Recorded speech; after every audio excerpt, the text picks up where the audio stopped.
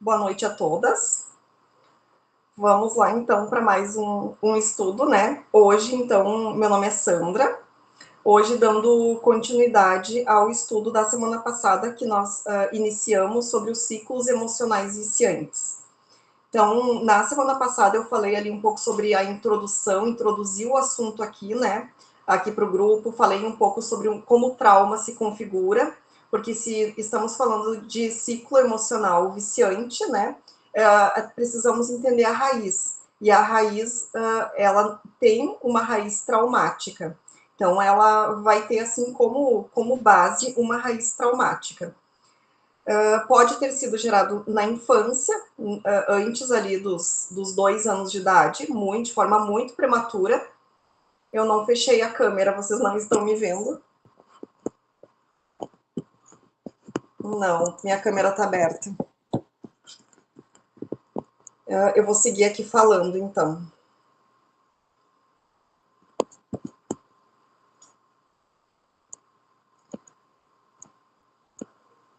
Então, deixa eu tentar, só vou apertar no...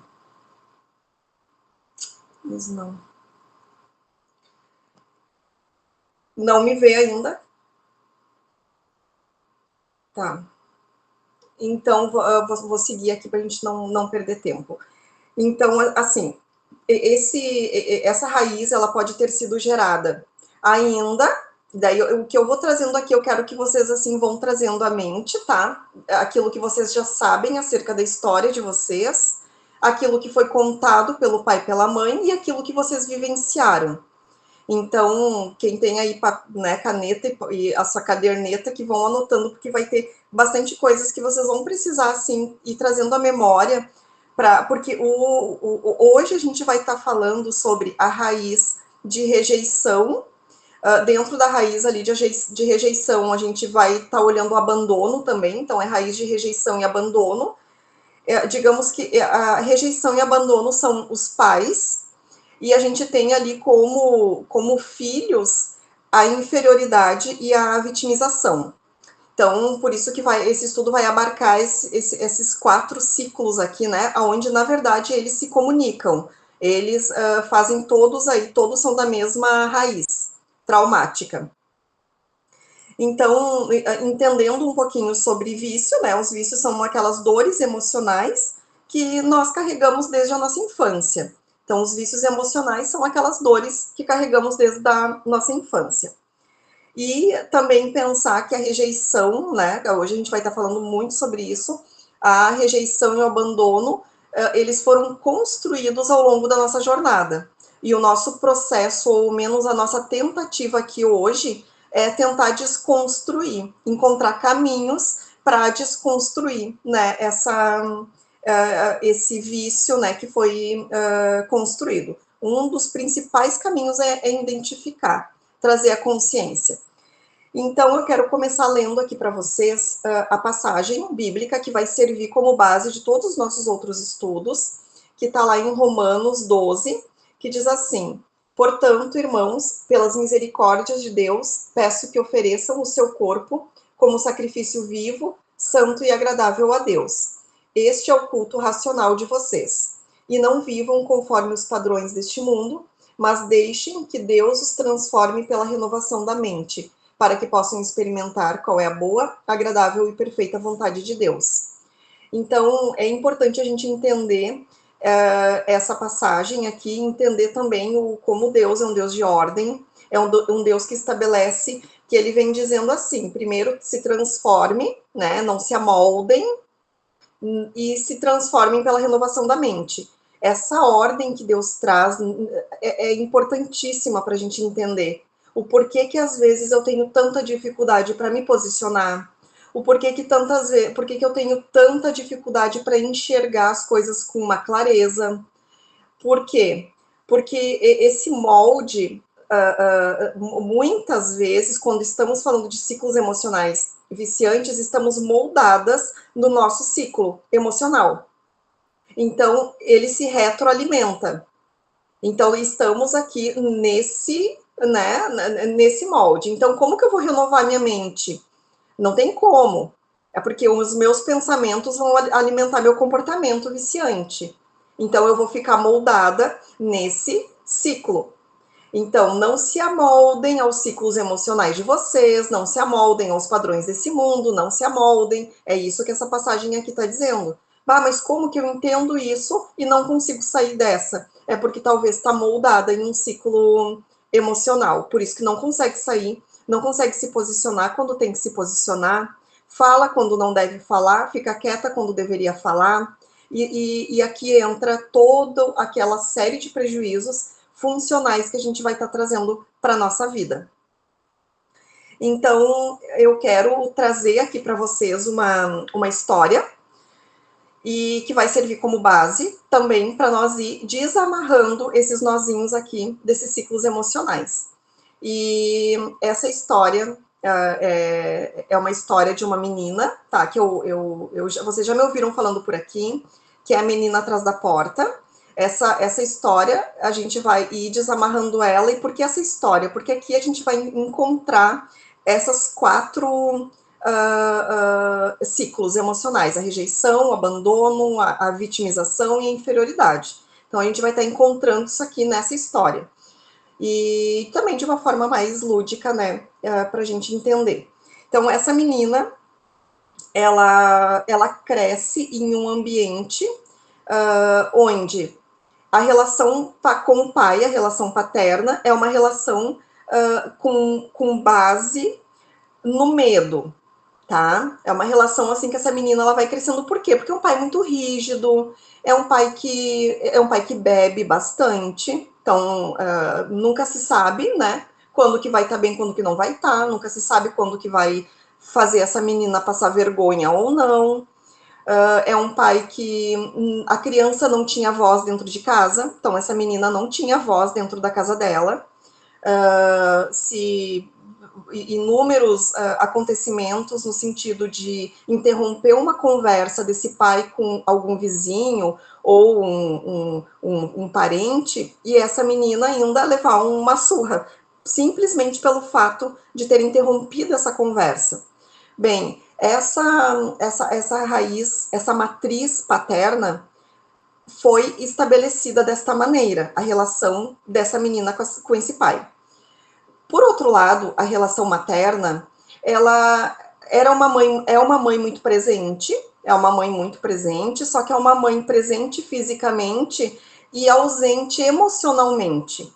Então é uma mãe assim que não demonstra muitos afetos, não demonstrava lá naquela época, tá? Não demonstrava muitos afetos para essa menina, não acolhia quando deveria acolher, não tinha diálogo. Essa menina ela não tinha diálogo dentro da casa dela, porque uma relação era estabelecida através do medo, a outra ela era estabelecida através de um apego inseguro. Então, o que é esse apego inseguro? O próprio nome já diz. É um apego inseguro com relação ao outro. Eu nunca sei quando o outro vai estar bem ou não. Tudo bem ser um colega de trabalho, mas quando é a mãe, isso vai gerar um sentido dentro do psiquismo diferente do que se fosse um colega de trabalho de um jovem, né, um adulto tipicamente, né, saudável, digamos assim, das emoções. Então, vai gerando esse apego inseguro, e essa criança também vai passando a se apegar nas amizades, a se apegar nas pessoas, a ter uma série de prejuízos funcionais. Em determinado momento, essa menina, uma amiga dela, ali por volta de 9 anos, 8, 9 anos mais ou menos, convida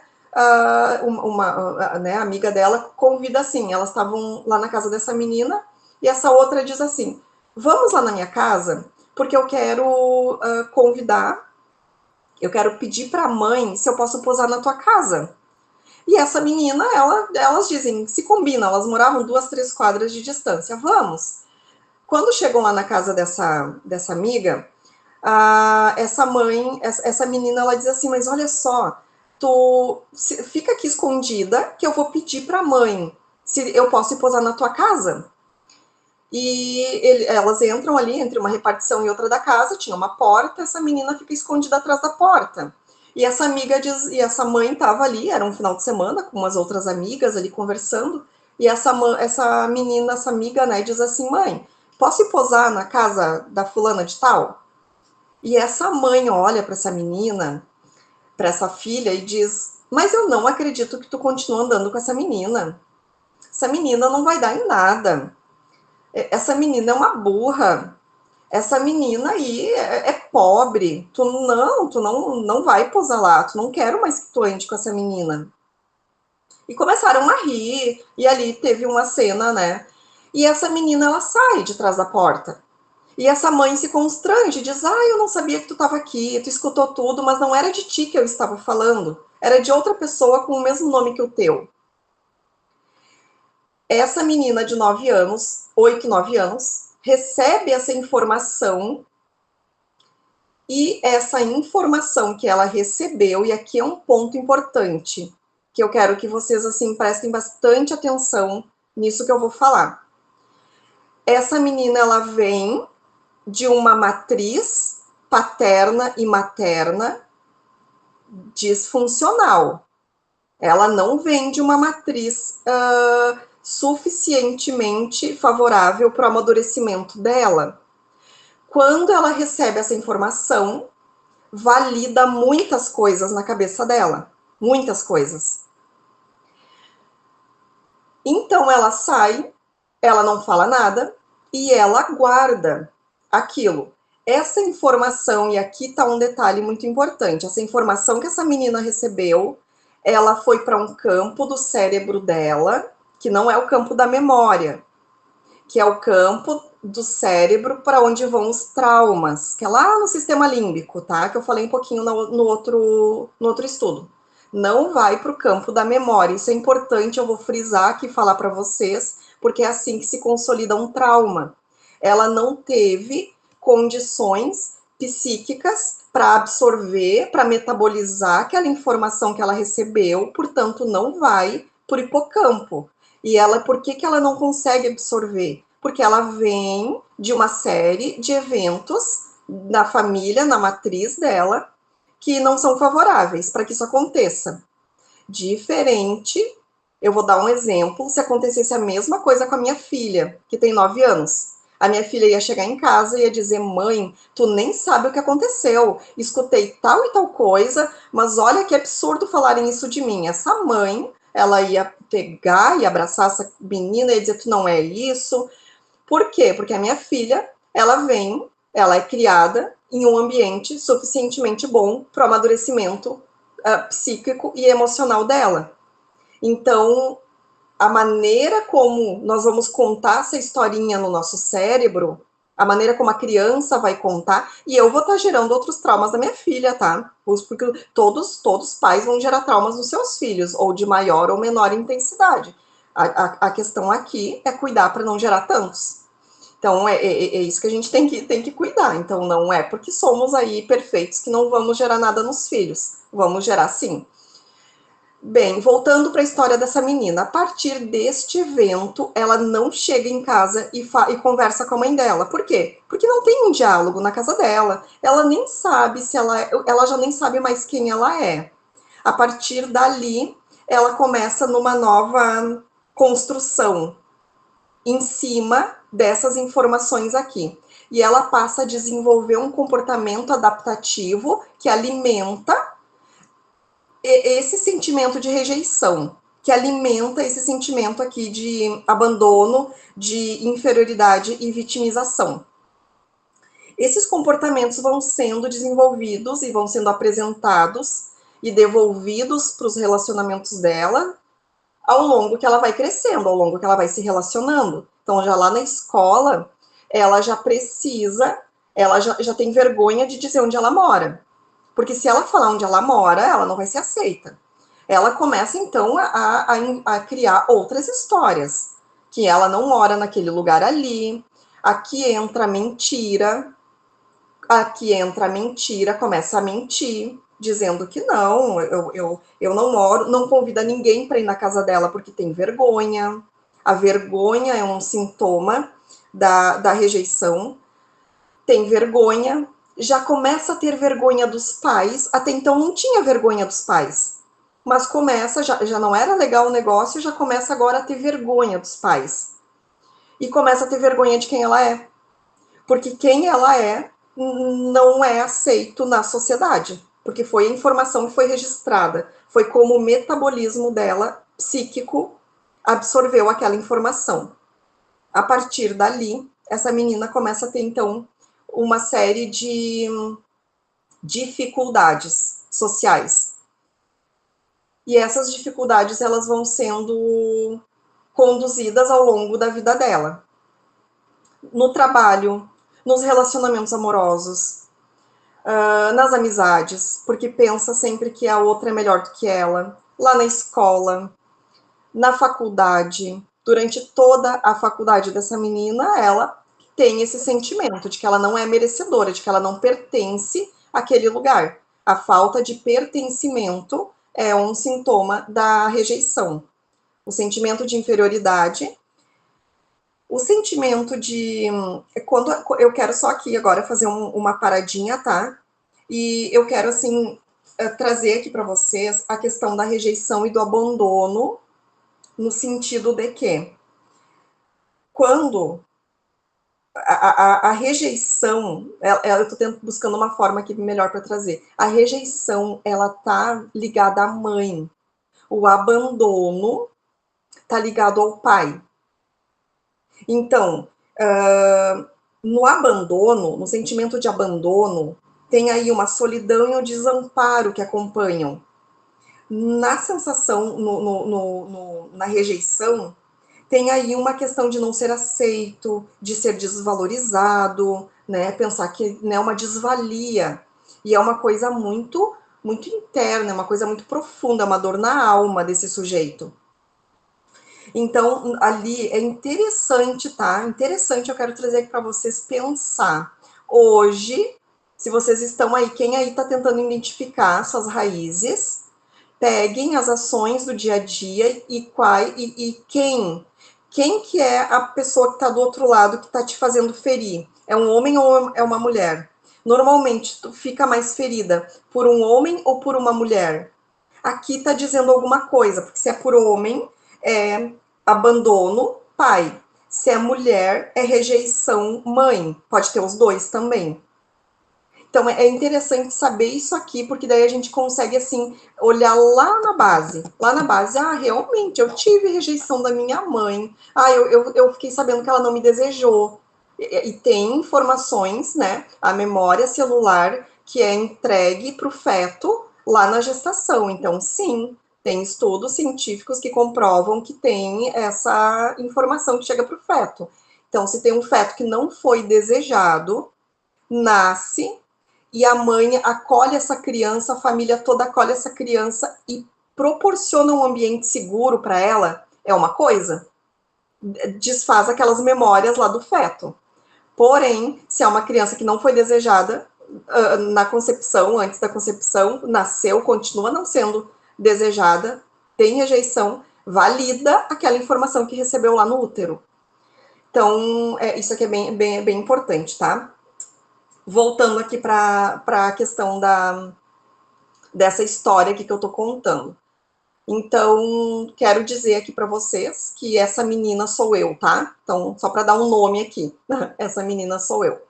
Então, essa é uma história, né, da menina atrás da porta, mas essa menina, isso tudo aconteceu comigo.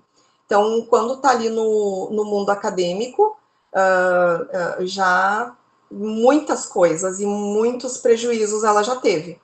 Porque a pessoa que se sente rejeitada, que se sente inferior, ela não aproveita o aqui e agora. Tem uma dificuldade para aproveitar o aqui e agora. Então também não aproveita as coisas que estão postas ali para ela, né? E bem, essa é uma menina que ela já teve uma mulher, então, né, lá na vida acadêmica dela, que já teve um encontro com Deus, ela conhece Jesus, ela foi batizada muitos anos atrás de acontecer isso. Aconteceu um momento onde ela se encontra com esse trauma? E quando que é o momento que ela se encontra com esse trauma? Aqui é um ponto importante para vocês, porque cada uma de vocês vai ter uma maneira que vão conseguir desvendar esse trauma.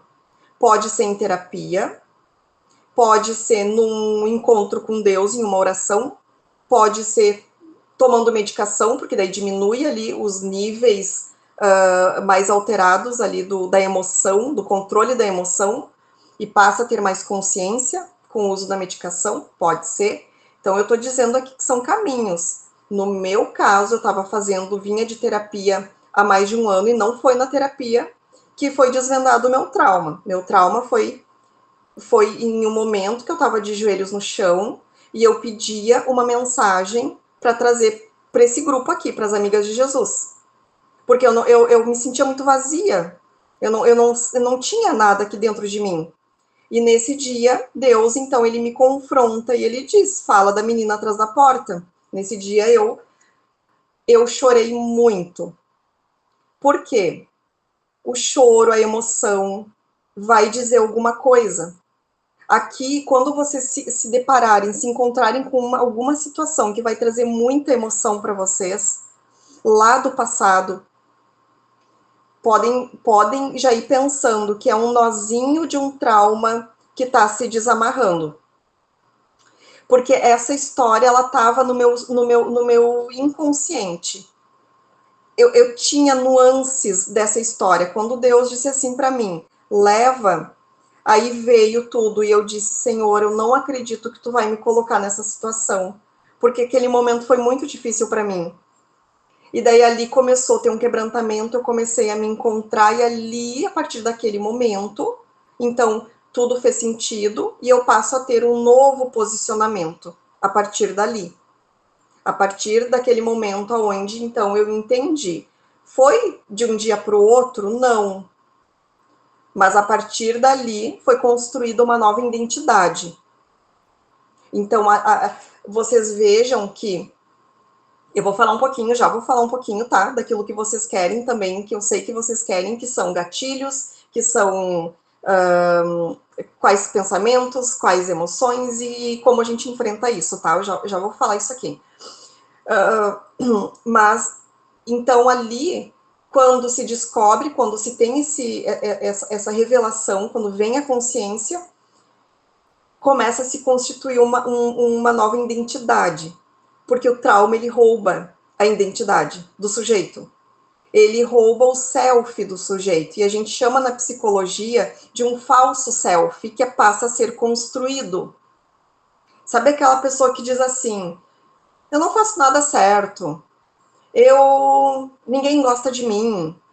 Não, aqui está falando de um falso self, porque não existe que ninguém gosta de ti, não existe que tu não faça nada certo. Tem que ter essa clareza de que a tua identidade não é essa que as vozes vão trazendo para tua mente. Então, ali se passa a construir uma nova identidade, se passa a ter, então, sai daquele molde do trauma, da raiz emocional, da rejeição, do abandono, da inferioridade e da vitimização, porque sim, a inferioridade, ela vai acompanhando no sentido de sempre se sentir menos do que o outro, né? Sempre se sentir desvalidado, senta lá no último lugar da turma, não faz amizades, prefere se isolar, porque o isolamento, né, fortalece a inferioridade, então prefere se isolar, não quer participar de nada, não vai, só que até então não tem uma clareza do porquê não quer participar de nada. Eu digo que depois que eu descobri, foi a questão do trauma. Descobri meu temperamento, que sou fleumática, tá tudo de bem, tudo de boa, eu continuo não gostando de grandes eventos. Mas não é porque eu sou incapaz de estar ali ou de me relacionar com alguém, ou porque eu vou pensar que alguém é melhor do que eu naquele evento. Não, é simplesmente porque o meu temperamento me convida para ficar no meu lugar de sossego. Só isso. Quando a gente consegue separar trauma de temperamento, é maravilhoso. porque a gente consegue entender aqui aquela vergonha, a vergonha, ela é do trauma, tá? Pessoas que se sentem muito envergonhadas, pessoas que têm muita vergonha, é uma raiz aí de rejeição. Então, começa a entender que não, eu sou mais reservada.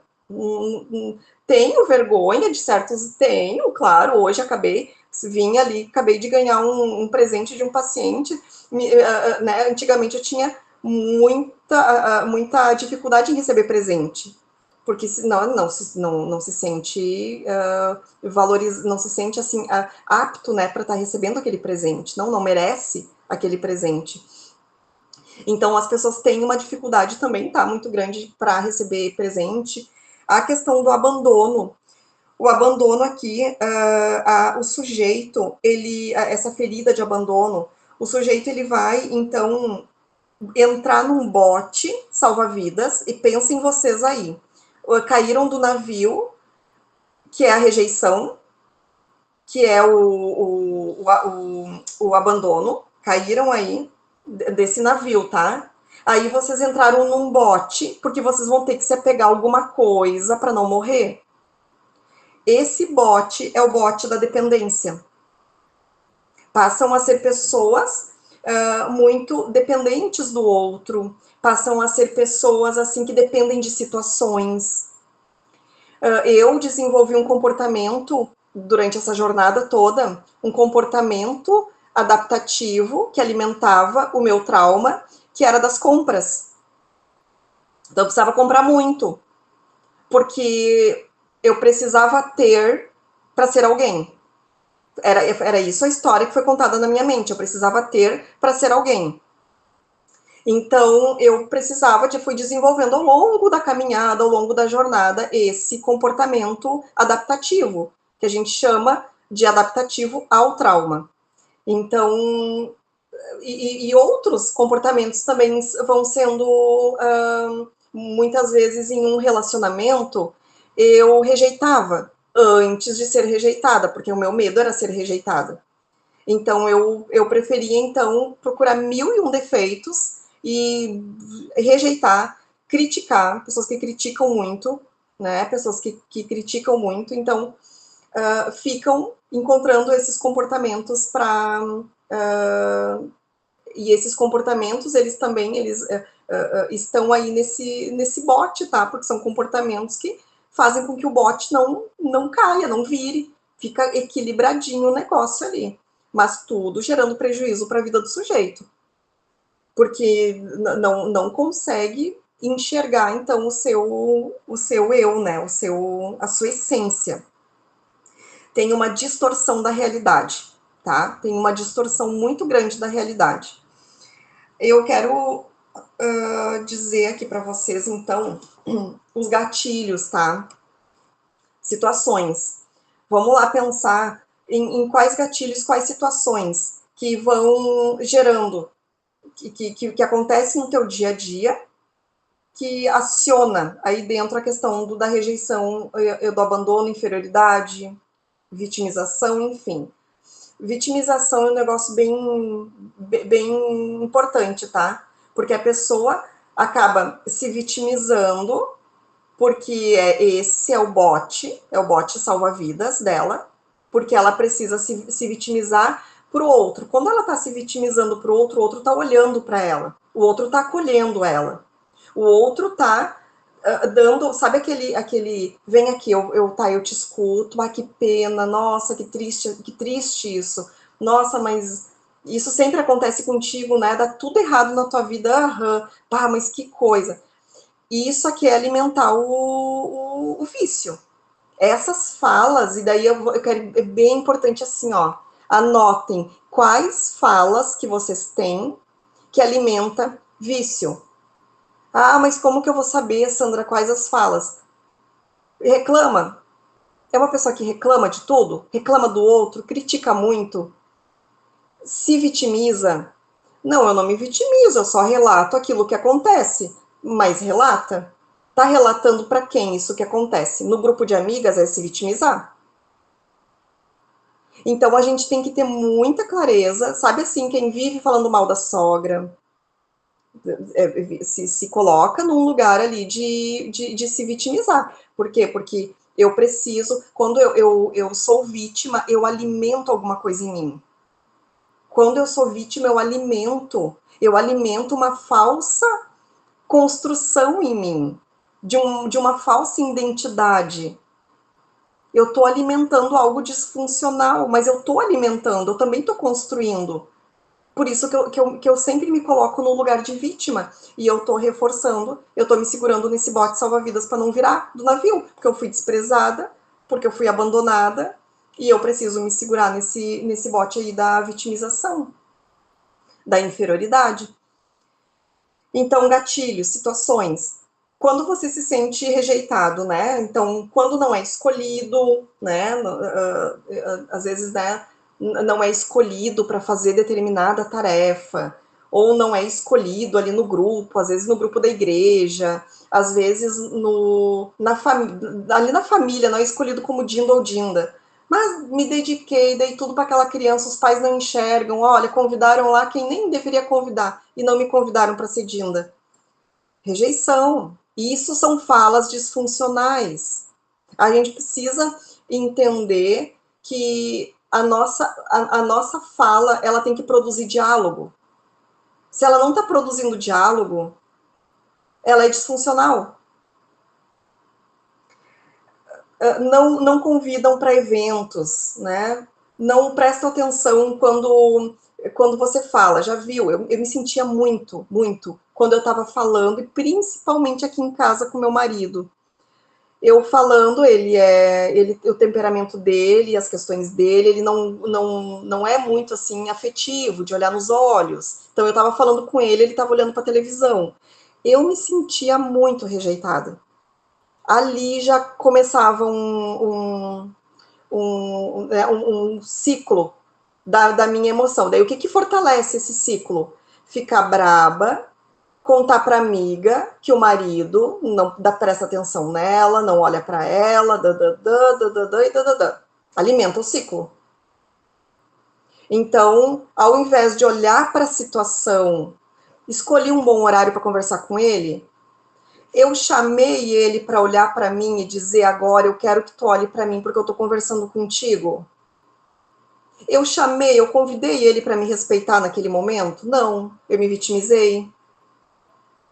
Me vitimizei, me coloquei ali no lugar aonde alimenta a minha rejeição. E aí tu vive nesse ciclo e é muito difícil sair desse ciclo.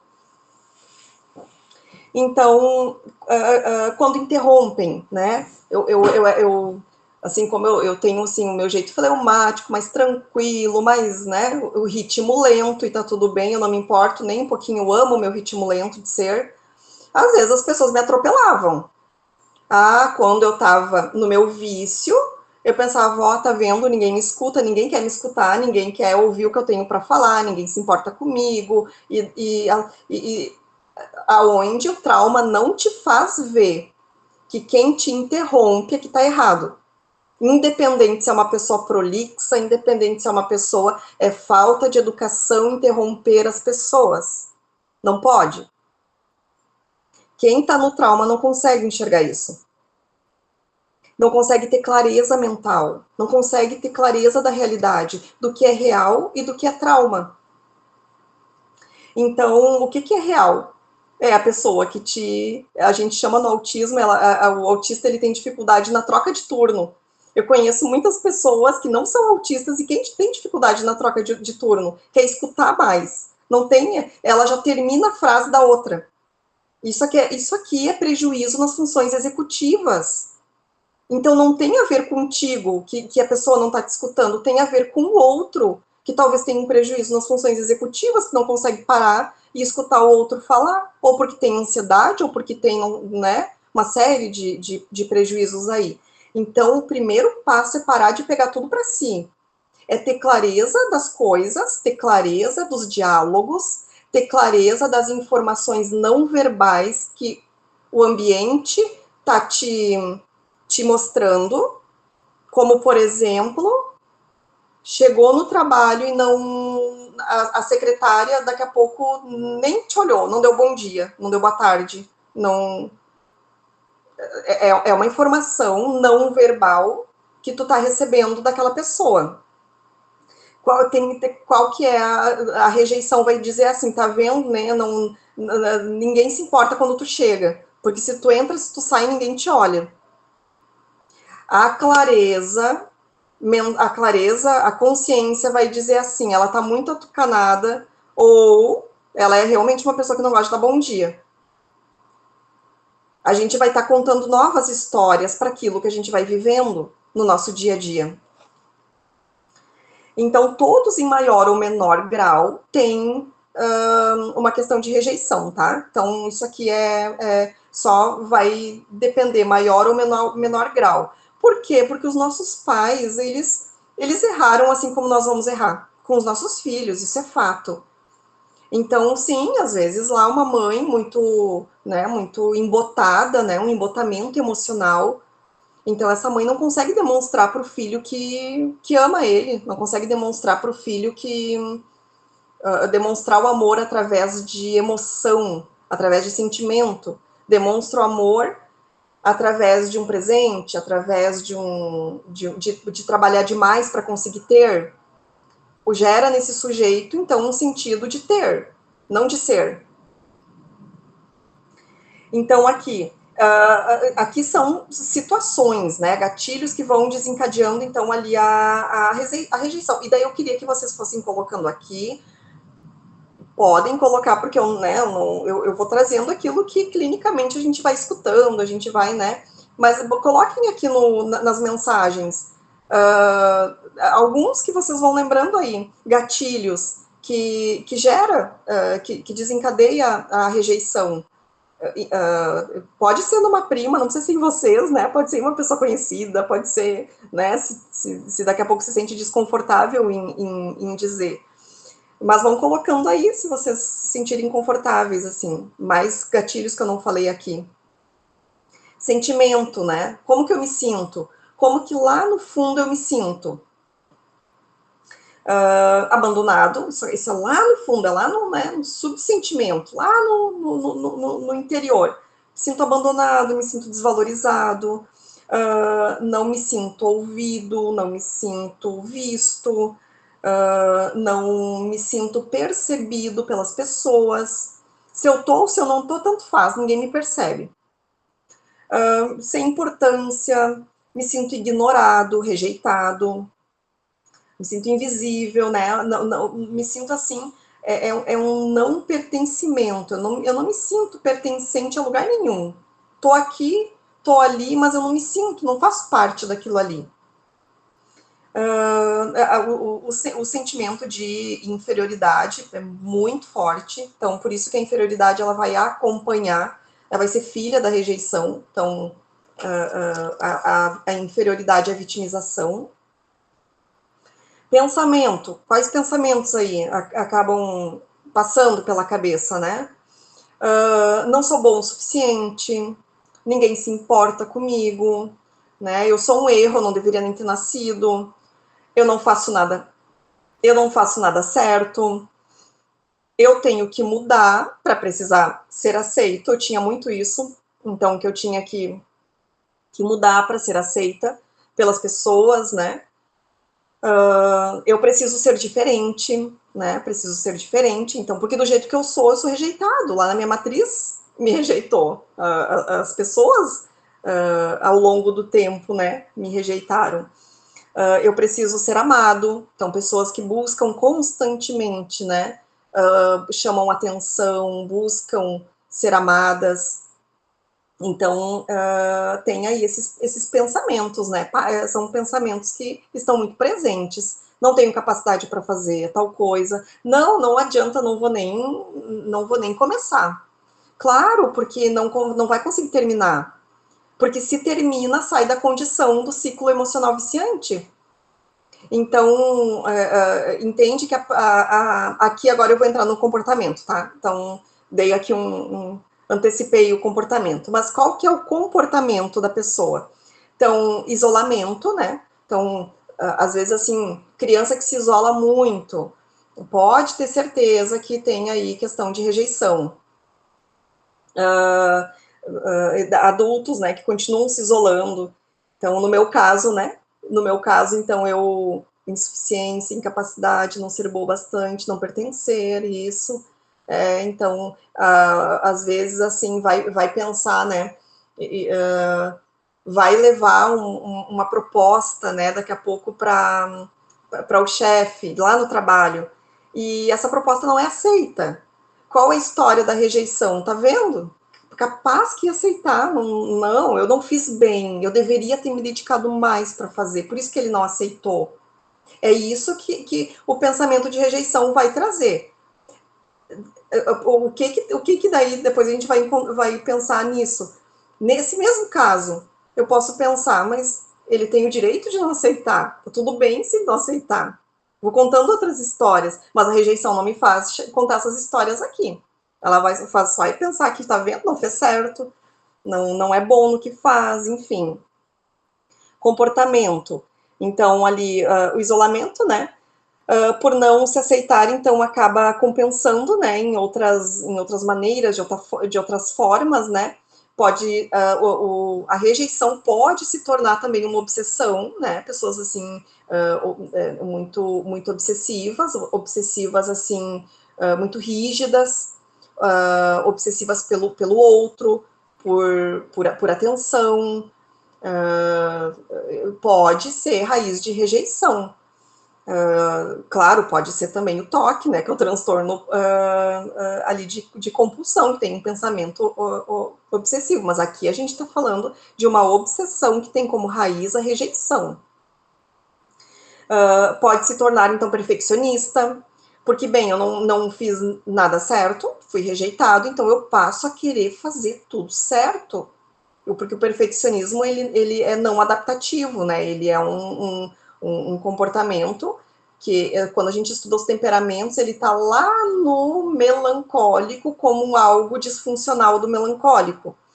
Não é melancólico, não tem clareza disso, é perfeccionista, pode ser raiz traumática de rejeição, pode ser. Pode ser que trouxe, ou é mesmo assim, tem a clareza do temperamento, mas é muito perfeccionista e não consegue sair daquilo ali. Pode ser raiz de rejeição. Tem que observar isso.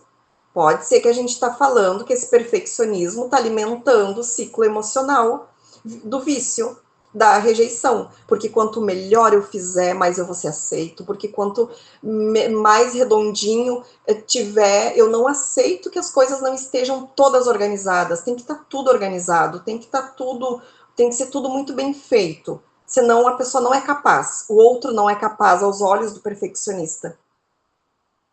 Então, um bote salva-vidas que a pessoa entra. Procrastinadores, né? Então, pessoas assim que procrastinam, vão levando, não finalizam ciclos, não finalizam projetos, porque a procrastinação alimenta o ciclo da rejeição, porque quem tem a rejeição vai pensar que não é capaz de fazer nada.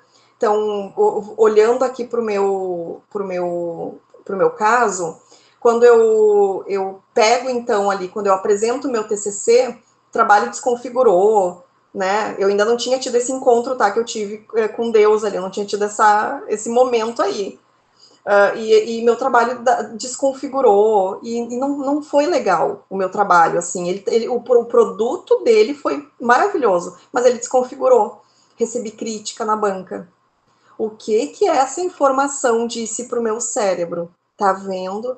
Tu não consegue nada. Eu chorei tanto nesse dia, e eu fiquei no estacionamento da Fevale, eu acho que eu fiquei umas 2 horas lá, porque eu pensei agora, não tá tudo bem, não dá, não vou nem ser uma coisa, nem ser outra, quem eu sou então? Ali valida muito a questão do trauma. Então, por quê? Porque são as vozes que vão trazendo, né? Então, qualquer evento é muito.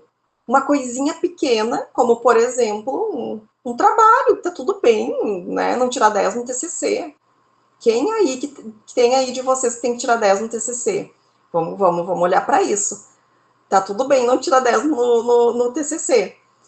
Então, e tá tudo bem, essa história eu deveria ter contado, mas por que eu não contei, por que aquilo me abalou tanto? Uma coisa tão, não é pequena, tá? Porque é uma entrega ali de um trabalho, mas tem, por que aquilo me abalou? Gente, se perguntem o porquê que as coisas do dia a dia abalam tanto vocês. O porquê que o outro, o que o outro tá fazendo que tá te incomodando? Por que se incomoda tanto com o outro? O porquê que ataca pessoas e não ataca problemas? Porque aqui eu tive uma dificuldade muito grande para atacar o meu problema. E será que era um problema que eu tinha? Eu passei, eu fui aprovada, deu tudo certo. Mas aquilo ali foi muito gigante na minha vida. É catastrofizar as situações do nosso dia a dia. E quando a gente está nesse ciclo da rejeição, da rejeição, da inferioridade, vitimização e abandono, a gente catastrofiza muito as coisas. De 9 coisas boas, só vê aquela uma que não deu certo, não consegue ver o que deu certo, só vê o que não deu certo. Dentro do relacionamento, de 10 coisas boas que o marido, o filho faz, só vê a coisa errada do sujeito. Ou de 10 coisas erradas que o sujeito faz, teve muita dificuldade de ver aquela uma pequenininha coisinha que ele fez. Não enxerga. Não vai. O que é isso? Isso é rejeição. Tem essa dificuldade dessa clareza mental. Tragam isso assim, a clareza de enxergar da realidade, separar realidade, acontecimento, o que de fato aconteceu. Tem muita dificuldade para entender isso. A situação, para decifrar uma situação do dia a dia. Tem muita dificuldade para ter essa clareza. Então, né, vitimização, né? Pessoas então que entram no barquinho ali da vitimização, no bote, né, salva-vidas, pessoas que não sabem receber presentes, elogios, muito comum, assim, né, não saber receber, não sabe nem o que dizer. A gente ouve muito, né, dizer assim, que bonita essa tua roupa, ai, foi bem baratinha, comprei lá no brechó. Já logo vai dizendo assim, né, não sabe receber um elogio, não sabe receber um presente. Se recebe um presente, pensa que é alguma coisa em troca. Tá recebendo um presente e ele quer alguma coisa. O que está acontecendo? Desconfia de tudo. Então, também desenvolve um comportamento de ciúmes, né? Então, aí tem os ciúmes, porque acaba, através desse tripé dos ciúmes, né? Acaba se buscando aí um comportamento que alimenta o, a rejeição, né? Comportamento defensivo, né? Então, pessoas que estão sempre na defensiva, que estão sempre querendo se proteger de alguma coisa, tá sempre tentando se proteger, pessoas que justificam muito, pessoas que estão sempre se justificando. Não deu certo porque, também, porque ele também não fez. Mas meus filhos, eles não me obedecem. Mas é que também não me obedecem porque o marido lá não ajuda, não puxa.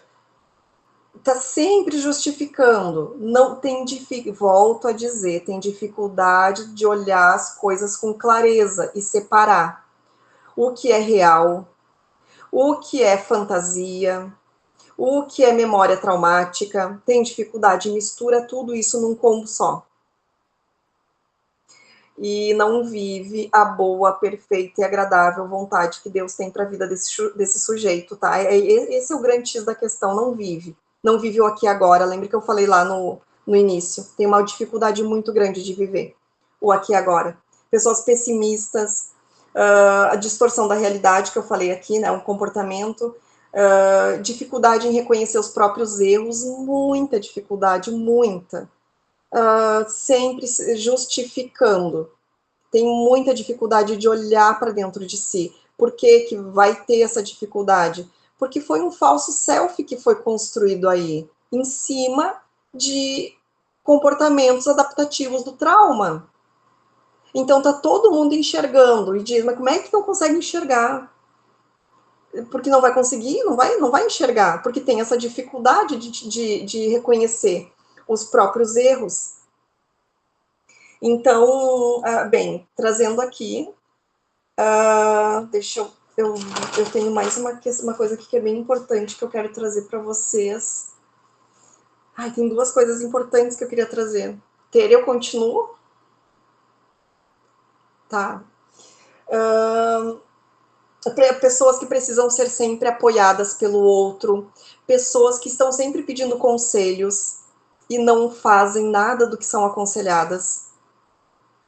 Então, pessoas que ficam, né, nesse ciclo, pessoas que, né, que buscam, que têm, né, buscam ali orientação, buscam conselho, buscam, na prática, não fazem aquilo que foi aconselhado. Porque são ruins? Porque não, é porque se elas fizerem aquilo que a pessoa que está orientando mandar ela fazer, ela sai do lugar de conforto, sai do lugar de segurança dela. Ela precisa, então por isso que às vezes, né, é muito desgastante, muitas vezes nas relações, principalmente ali com amigos, família, que às vezes, né, fala para o sujeito, fala e nada muda. Mas tem que primeiro desconstruir para depois construir. É por isso que a gente tem que olhar muito bem para quem que a gente vai. Não é para qualquer colega de trabalho que a gente vai contar as nossas dificuldades. Porque essa pessoa vai olhar para ti e vai dizer: se fosse eu, já tinha feito tal jeito. Pois é, ouviu o que não deveria, porque falou para quem não deveria. Só que a pessoa tem dificuldade também para ter essas distinções de onde eu busco um conselho, aonde eu vou. Por quê? Porque tem apego inseguro teve apegos inseguros lá no passado. E vem buscando apegos inseguros. Sabe aquela pessoa que conta tudo ali no local de trabalho? A empresa toda já sabe da vida dela. Se sabe, a empresa toda tem o direito de palpitar sobre a vida dela. Então, por quê? Porque é apego inseguro. Vão se entregando muito, de forma muito intensa para todo mundo e para todas as situações. Se entregam muito, compram muito aquilo que escuta como verdade. Escutou um relato de alguém, já pegou aquilo como verdade, já sai para briga.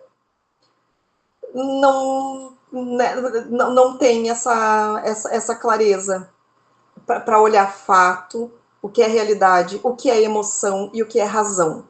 Tem essa dificuldade. Então, aqui a gente vai entrar em alguns recursos, né? Antes de entrar em alguns recursos, tá? Quero trazer aqui para você só um parênteses, porque talvez tenha alguém aqui, ou tenha alguém que vai escutar, não sei, que vai dizer, mas eu não sei, eu não tive rejeição, muito pelo contrário. Eu tive uma mãe que sempre me deu tudo, uma mãe, um pai que sempre me deram tudo que eu precisava, que eu pensava em fazer alguma coisa, eles já faziam por mim. Pais assim que nunca deixaram faltar nada para essa criança, que nunca frustraram essa criança. Aqui na psicologia a gente chama de pais engolfadores. Normalmente um pai não é engolfador, é uma mãe. Não, até hoje eu não conheço um pai engolfador, né? Mães engolfadoras, que mães que são essas? Aquelas mães que colocam o filho dentro de uma bolha para proteger de tudo e de todos. E é só essa criança que acerta. Não adianta vir lá e dizer, se a diretora me chama que meu filho fez uma coisa errada, eu vou fazer barraco lá, porque meu filho não faz nada errado.